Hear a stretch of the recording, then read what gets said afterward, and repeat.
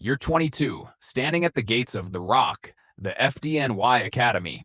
You didn't stumble into this. You obsessed over it through exams and 18 months of waiting. But here, your past means nothing. An instructor gets inches from your face and screams, "Forget everything you think you know." By day 3, you believe him. You're lugging 50-pound hose packs up 6 flights of stairs until your quads catch fire. You learn to mask up in total darkness and study fire behavior like a surgeon studies the heart. You graduate and receive your shield. It's shiny and silent. You haven't earned the right to tell its story yet. Level 2. The firefighter. The front line. You're 25. The Proby sticker is off your helmet. You're assigned to a busy house in the South Bronx. The reality is exhaustion and the smell of charred timber that never leaves your skin. Your partner, a veteran named Torres, teaches you the voodoo of the job. How to read a door's heat with a gloved hand and how to feel a floor joist before trusting it.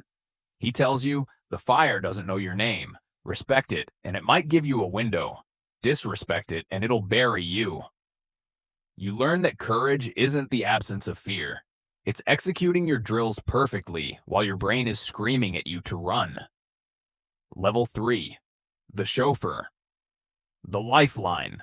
At 28, you are the chauffeur. You command a $600,000 rig weighing 35 tons. Navigating through the gridlock of New York is a game of inches, but driving is the easy part. At the scene, you are the lifeline. You operate the pump panel, calculating water pressure in your head while chaos erupts. If your pressure drops for 1 second, the crew inside loses their only shield. A dry line means they have seconds to live. You understand now that leadership isn't always about being at the tip of the spear. It's about making sure the spear doesn't break. Level 4. The lieutenant. The tactical leader. You're 33 and your shield is now gold. You're assigned to Engine 58 in Harlem as a stranger. You have to earn respect through calm competence. Your test comes during a 5-alarm fire on Lenox Avenue. You're responsible for 6 lives inside a maze of smoke where visibility is 0. You filter the radio roar and decide in a split second whether to push or pull back. You learn that authority isn't about being the loudest voice. It's about creating an environment where critical information reaches your ears before it's too late. You are now the guardian of the team. Level 5. The captain. The house commander. You're 38, commanding ladder 25. Your name is on the door, and the buck stops with you. You manage the budget and the training, but the hardest part is the people. You notice a top firefighter, Delgado, is fraying, late to roll call, quiet at meals. You don't write him up, you sit with him for an hour. You learn he's drowning in grief after his father's death. You quietly adjust the roster so he can heal.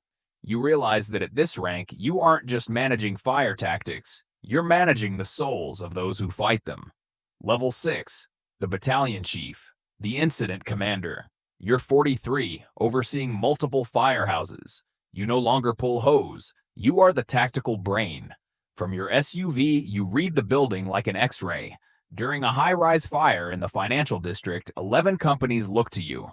The stress is heavier now.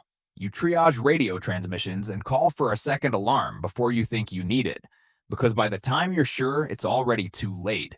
You pick apart every mistake in the debrief, knowing that errors ignored today become the funerals you attend tomorrow. Level 7. The deputy chief. The strategist. You're 47, overseeing an entire borough. You fight with data and spreadsheets now, representing the department at City Hall. You push back on budget cuts that look efficient on paper but would get people killed in the field. You testify with a passion that shakes the room, saving stations from closure. No one thanks you, and the guys in the field don't even know you saved their jobs. You understand that the most important fires you fight are the ones the public never hears about. Level 8. The assistant chief. The citywide planner. You're 51 at the headquarters in Brooklyn. Every year you read the 343 names at the 9/11 memorial. It's a physical weight. You restructure evacuation protocols and negotiate for new apparatus in underserved districts. You're the bridge between the boots and the politicians. When a reporter asks about a rescue, you pivot the credit to the crew on the street. You understand the math of this altitude. The further you are from the flames, the more responsible you are for the people inside them. Level 9. The chief of department. The top of the spear. You're 54, the highest-ranking uniformed member. Your phone never stops. When a firefighter dies in a roof collapse, you lead the procession. You stand at the graveside, carrying the fallen's helmet with both hands. You don't look for blame. You look for the system failure and you fix it. You tell every new class, your job is not to be fearless. Your job is to be ready. You carry the debt of every life lost on your watch. Rank isn't power. It's what you owe the people below you.